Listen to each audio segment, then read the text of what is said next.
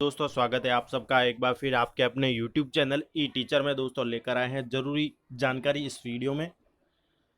सबसे पहले बात करेंगे शिक्षा विभाग राजस्थान द्वारा जो एक आदेश जारी किया गया 6 मई को सभी शिक्षक साथियों के लिए क्लेरिफिकेशन किया गया है कि वेतन उनको अप्रैल का मिलेगा या नहीं, जो मुख्यालय छोड़कर चले गए हैं। इसके साथ ही जो लगातार ड्यूटी कर रहे हैं उनका क्या इस संबंध में शिक्षा विभाग ने अपना स्पष्टीकरण आदेश जारी कर दिया है। और इस स्थिति में जो कार्यालय के आदेश के हिसाब से जो उन्होंने बात कही है वो आपको दिखाते हैं।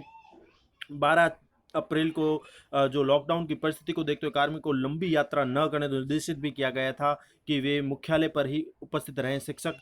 तो उनके संबंध में भी जो है स्थिति स्पष्ट की गई है। देखते हैं आपको पूरे निर्देश। सबसे पहली तो बात करते हैं स्वीकृत तथा अविदित अवकाश और पूर्व अनुमति से मुख्यालय परित्याग। जिन्होंने पूर्व अनुमति से या किसी आवेदित अवकाश को लेकर है मुख्यालय को परित्याग, उनके लिए क्या स्थिति है। उन्होंने सबसे पहले बात ये कही है कि जिन कार्मिकों ने नियंत्रण अधिकारी की अनुमति से अवकाश या मुख्यालय अवकाश लेकर लॉकडाउन लागू होने से पूर्व मुख्यालय परित्याग किया था, वह लॉकडाउन प्रभावी होने के कारण मुख्यालय पर उपस्थित नहीं हो सके हैं या लॉकडाउन अवधि के दौरान अवकाश हेतु आवेदन किया है, उन्हें आवेदित अवकाश अवधि पूर्ण होने तक के लिए नियंत्रण अधिकारी द्वारा अवकाश स्वीकृत किया जाए और शेष लॉकडाउन अवधि का वेतन आहरित किया जाए। यानी ऐसे जिन्होंने अपना अवकाश जो है ले रखा था, स्वीकृति जो है सक्षम अधिकारी से ली है नियंत्रण अधिकारी द्वारा, तो उनका अवकाश भी स्वीकृत किया जाए और ऐसे में उनका जो वेतन आहरित किया जाएगा, भले ही वो मुख्यालय से वो अवकाश लेकर गए हैं, मुख्यालय में अभी उपस्थित नहीं है। पहली स्थिति तो ये है। ऐसे कर्मचारियों के लिए मार्गदर्शन किया गया, शिक्षा विभाग ने जो दिशा निर्देश दिए हैं।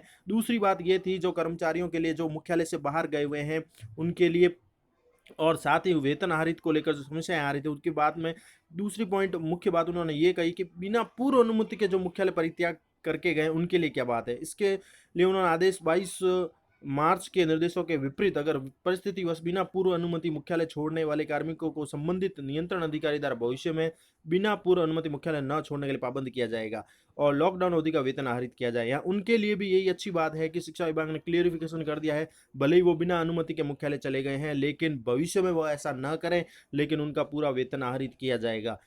लेकिन साथ ही ध्यान रखें कि नियंत्रण अधिकारी के निर्देशों का उल्लंघन करते हुए आदेश दिनांक 12 अप्रैल के बाद बिना युक्तियुक्त कारण व पूर्व अनुमति के मुख्यालय छोड़कर जाने वाले कार्मिकों के विरुद्ध सक्षम अधिकारी द्वारा अनुशासनात्मक कार्रवाई करते हुए निदेशालय को सूचना भी भिजवानी है। यानी 12/4 के आदेश के बाद बिना पूर्व अनुमति के मुख्यालय छोड़ के जाने वाले कार्मिकों की सूचना भी आगे मांगी गई है, निदेशालय को भेजनी है। इसके बाद तीसरी स्थिति आती है कि जो शिक्षक साथी है या जो कर्मचारी है शिक्षा विभाग के लगातार कोविड-19 की ड्यूटी में उपस्थित होकर मुख्यालय पर ड्यूटी कर रहे हैं, उनके बारे में उन्होंने बात कही है कि लॉकडाउन अवधि के दौरान मुख्यालय पर उपस्थित रहकर जो कार्मिक लॉकडाउन अवधि में लगातार ड्यूटी दे रहे हैं, तो मुख्य ब्लॉक शिक्षा अधिकारी इन्हें 16 मई 2020 के पश्चात ड्यूटी हेतु अन्य विकल्प उपलब्ध हो जाने की स्थिति में संबंधित उपखंड मजिस्ट्रेट या जिला कलेक्टर से अनुमोदन प्राप्त कर ड्यूटी से राहत दिलावे। तो ये बात ये है कि अगर कोई अन्य विकल्प उपलब्ध होता है तो ही शिक्षकों को राहत मिलेगी, वो भी 16 मई के पश्चात।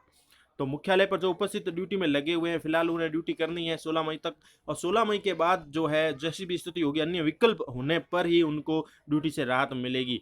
वो तो अब भविष्य ही बताएगा कि अन्य विकल्प क्या होता है, उस समय मौजूदा परिस्थिति के अनुसार निर्णय लिया जाएगा। इसके साथ ही मुख्यालय से बाहर गए कार्मिकों की मुख्यालय वापसी के लिए भी उन्होंने बात कही है। वो ये है कि जो लॉकडाउन के दौरान मुख्यालय से बाहर रहे समस्त कार्मिक जो है वो लास्ट डेट रखी है उन्होंने 15 मई 2020 तक मुख्यालय पर पहुंचना सुनिश्चित करें। ग्रीष्म अवकाश के दौरान मुख्यालय पर उपस्थिति की एवज में जो उन्हें उपार्जित अवकाश मिलते हैं जैसे पीएल वगैरह, वो दे नहीं होंगे। इसके साथ ही उन्होंने जो मुख्य बातें कही है मैं आपको बता देता हूं इसमें कि पीएल दे नहीं होगी और संबंधित मुख्य ब्लॉक शिक्षा अधिकारी मुख्यालय पर उपस्थित कार्मिकों की सूची तैयार कर संबंधित मजिस्ट्रेट को 16 मई के पश्चात ड्यूटी लगाए जाने हेतु तत्काल उपलब्ध कराएंगे। किसी भी कार्मिक शिक्षक के अनुपस्थित रहने की स्थिति में सक्षम स्तर से अनुशासनात्मक कार्रवाई भी लाई जाएगी अगर कोई फिर भी उपस्थित नहीं होता है तो।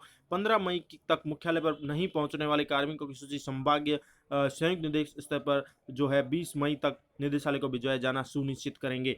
इसके साथ ही पंचायत प्रारंभिक अधिकारी को जो है अपनी ग्राम पंचायत में उपस्थित रहकर आदेशों की पालना करने की बात कही गई है, वो उपस्थित रहेंगे कोर ग्रुप के जो अध्यक्ष के रूप में है। इसके साथ ही मिड डे मील के बारे में बात कही गई है कि मिड डे मील का प्रभारी जो होता है वो 16 मई 2020 के पश्चात ड्यूटी से राहत दी जाती है, तो संस्था प्रधान या पीओ को उपलब्ध सामग्री और अभिलेख का सत्यापन कर उन्हें सुपर्द कर या अन्य कार्मिकों को प्रभार हस्तांतरण करने के पश्चात ही मुक्त हो सकते हैं। तो ये शिक्षा विभाग से संबंधित जो है कर्मचारियों के लिए महत्वपूर्ण आदेश जारी हो चुके हैं, जो कोविड-19 में मुख्यालय से बाहर चल रहे हैं या जिनके वेतन संबंधी प्रॉब्लम थे उनके लिए है ये, कि वो अब ये चीज़ें कर सकते हैं। ये स्पष्ट दिशा निर्देश शिक्षा विभाग द्वारा जारी कर दिए गए हैं ताकि कोई भी प्रॉब्लम ना हो। Thank you for watching our channel E teacher.